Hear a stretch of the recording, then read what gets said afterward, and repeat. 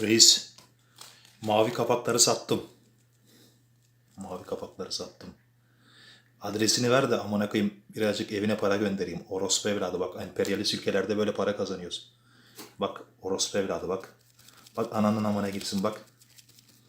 Emperyalist ülkedeyiz bak. Bak ananın amına girsin reis bak. Bak bak bak bak ananın amına girsin reis. Bak ananın amına girsin reis. Orospu evladı seni.